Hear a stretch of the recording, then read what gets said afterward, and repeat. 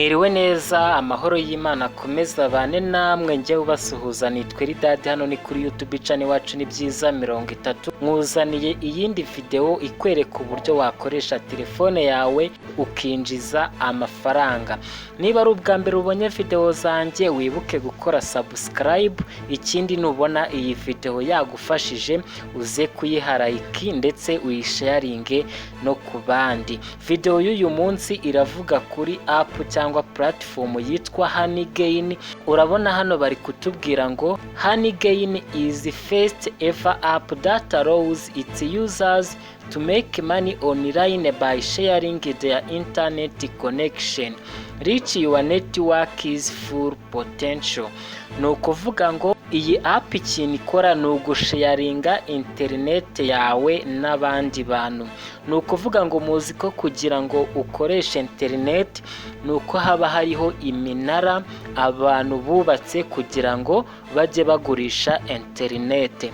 Ariko iyi app yo uburyo ibikora, ifata telefone z'abantu ikazisharingaho internet n'abandi bantu. Ni ukuvuga ngo niba wumva ko internet yawe bajya bayisharinga n'abandi bantu, ubu buryo wabukoresha ukajya winjiza amadolari 20 mu gihe cy'ukwezi, 20 cyangwa 19 mu gihe cy'ukwezi. Ariko ibi byakorohera umuntu ukoresha wifi niba hari nka public wifi muturanye. So ubu buryo wajya ubukoresha, hanyuma iyo telefone yawe ikajiba nk'umunara w'abandi bantu, hanyuma iyi application ikaba yabiguhembera. Ni ukuvuga ngo rero ni gutyo bimeze. Niba wumva ibyo bintu utabishobora, please ndagusabye iyi video ushatse wareka kuyireba cyangwa se ukanayireba, hari igihe wakuramo ubundi bumenyi butari ubwo gukoresha iyi Honeygain. Ni ukuvuga ngo icyiza cy'iyi app nuko iyo wiyandikishije cyangwa se iyo uje ugakora sign up, baguha amadolari 5 y'ikaze, hanyuma ugasigara ukorera andi 15 kugira ngo ubikuze. Ariko mu kwezi kumwe uba wabikuje bitewe n'aya madolari 5 y'ikaze ahita kuzamura. Ni ukuvuga ngo niba wumva ubu buryo wabukoresha ukabukoreramo amafaranga, uraza kunyura muri description ukanda kuri kano kantu karaho kuri telefone yawe munsi, ukajya muri description, banahasize link iri mu ibara ry'ubururu imeze gutya yanditseho link. Urayikandaho hanyuma ushyiremo email na password, ukande kuri sign up cyangwa register. Barahita bakoherereza email.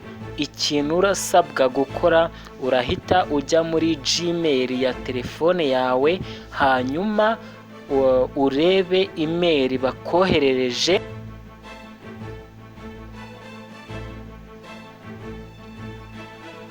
So iyo email iba imeze gutya yanditseho Honeygain team, bari kukubwira ngo welcome to Honeygain.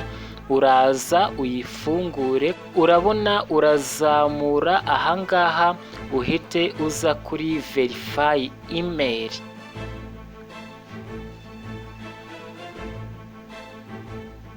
So ushobora ni kubera wowe uraba utaradownloadinga application, haraza kuba handitseho Chrome gusa, hanyuma uhitemo Chrome cyangwa se ubundi buryo bari bukwereke. Uhita uza hano kuri always. Ariko hari n'igihe ibi ngibi ari nge babyeretse, hari igihe batabikwereka. Uhita nyine uverifyinga email, bagahita baguha ayo madolari 5 y'ikaze. Hanyuma ubonye ufite ikibazo mu kwiyandikisha, wanyandikira kuri watsap cyangwa muri groupe ya watsap, muri kujya mubazamwe ibibazo muri iyi minsi. Nizere ko ariko byoroshye ku bantu tumaranye igihe murabimenyereye. So ni ukuvuga ngo iyo ukimara gukora sign up, ushyizemo email na password, bahita baguha current balance y'amanota 5,000, hanyuma amanota 1,000 aba ahwanye n'idolari rimwe. Niyo mpamvu ubu aya manota 5,000 ahwanye n'amadolari 5. Hanyuma rero ngira ngo murabibona yuko hano kugira ngo tubikuze nuko twuzuza amadolari 20. Niyo mpamvu turi kuri 25%. Umunsi twagejeje 100% tuzahita tubikuza. Ngira ngo nkwibutsa ko nakubwiye yuko hano nta bintu byinshi byo gukora, ni ugutanga uburenganzira bakajya bakoresha telefone yawe nk'umunara basharinga internet n'abandi bakoresheje telefone yawe. Ngira ngo mujya mubona ko ushobora no gutira umuntu telefone ukikonekta kuri hotspot, ukaba wabasha kwasesinga internet yiwe. Kandi hano ibintu byiza hano ni uko waba ukoresha devices nyinshi, ukaba ufite nka telefone 2 cyangwa se telefone imwe na computer. So byaba byiza kurushaho kuko iyo ufite telefone imwe, nabivuze ko, cyangwa se laptop computer imwe, winjiza amadolari 19 buri kwezi. Ariko ku muntu ukoresha telefone wenda na machine, ubwo bihita byikuba 2, cyangwa se waba ukoresha telefone 2 zose warashyizemo account yawe ukajya uzisharinga, ubwo urumva wajya winjiza amadolari 38. Zibaye ari 6 wajya winjiza amadolari 76 buri kwezi. Hanyuma rero reka nza hano kutu turongo 3 ngire ibyo nkwerekaho. Urabona email yanjye ni iyi ngiyi, hanyuma ndi active, ubu ndi kwinjiza amafaranga, ntacyo ndi gukora uretse gusharinga internet yanjye. Hanyuma ndi gukoresha device imwe, niyo mpamvu ku kwezi banyishyura amadolari 19.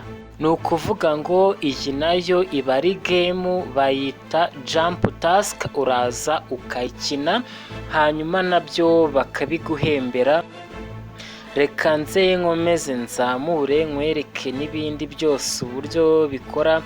Urabona iyi ngiyi niyo device yanjye iri active, hanyuma iyi mibare ni amount cyangwa ingano ya internet yanjye muri kilobyte baba bari guconsume. Hanyuma ibyo nibyo bamembera. Ikindi kintu baguhembera, urabona hano handitse invite friends and earn a lifetime bonus.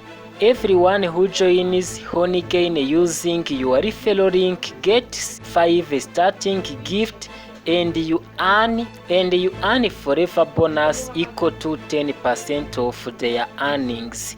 Ni ukuvuga ngo nuza kunyura muri description ukinjira unyuze kuri link yanjye, baraza kuba baguha amadolari 5 y'ikaze. Gukora sign up ni ibintu byoroshye. Noneho hano naho uri kubona bari kutubwira ngo is Honeygain safe to use? What does my shared traffic depends on? Hano ni ibintu byinshi, uraza ugasoma ibindi bintu wenda nshobora kuba negeze nkusobanurira, uzaza ubisange hano.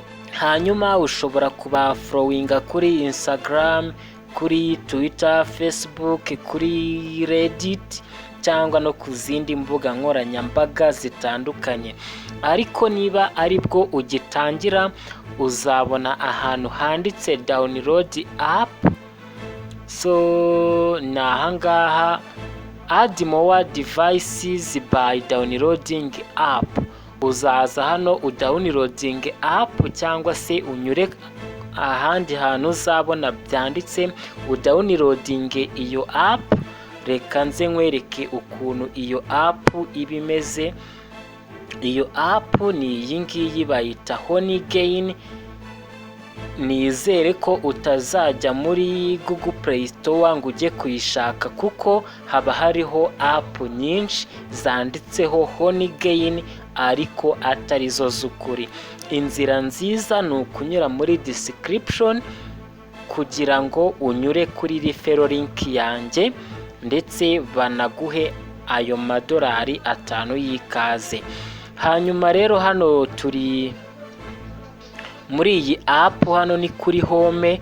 Reka nze hano kurimo,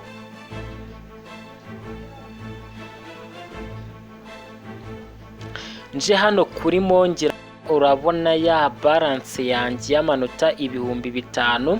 Hano kuri payout hagaragara cyangwa se bahakwereka ari uko ugejejeho amadolari 20 ugahita unayabikuza.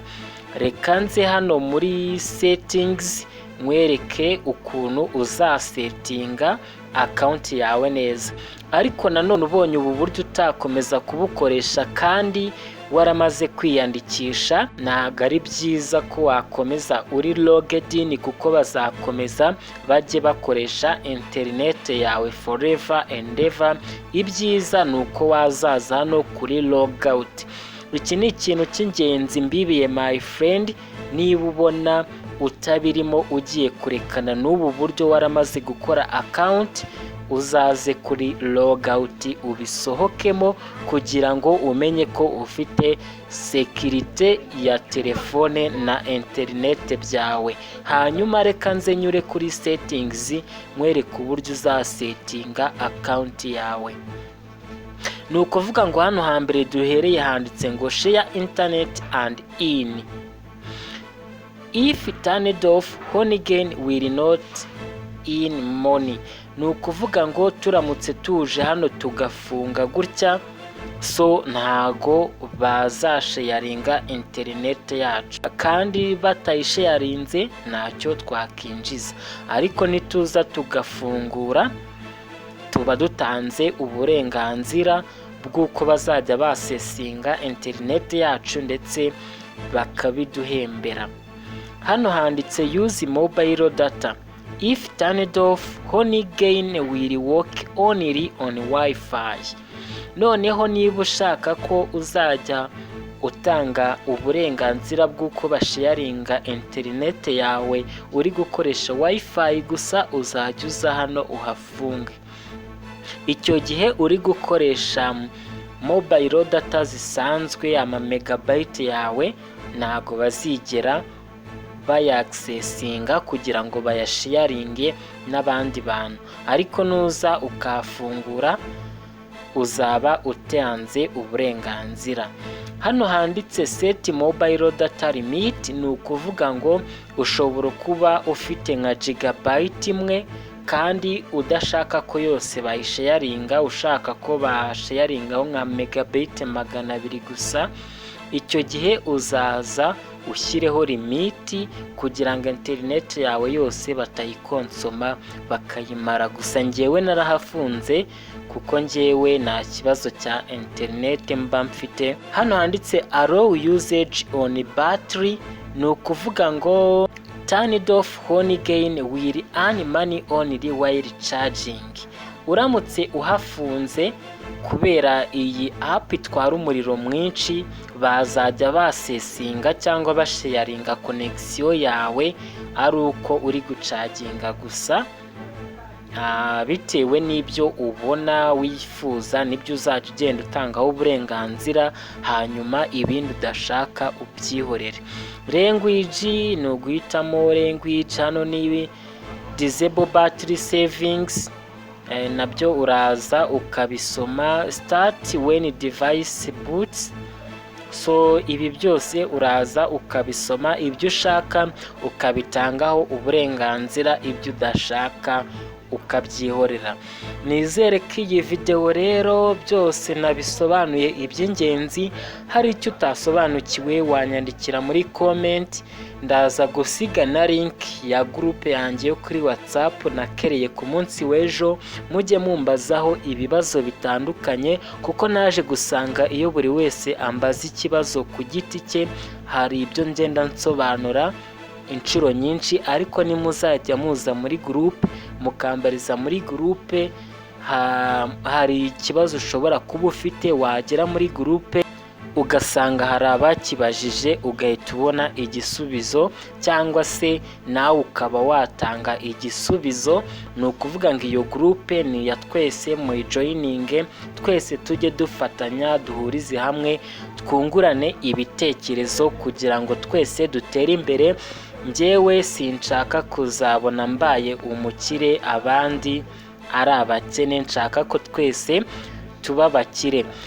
Mbifurije ibihe byiza rero, ejo ni kuwa mbere, ndabifuriza intangiriro z'icyumweru nziza, muzahahe muronke, turi kumwe, ciao ciao.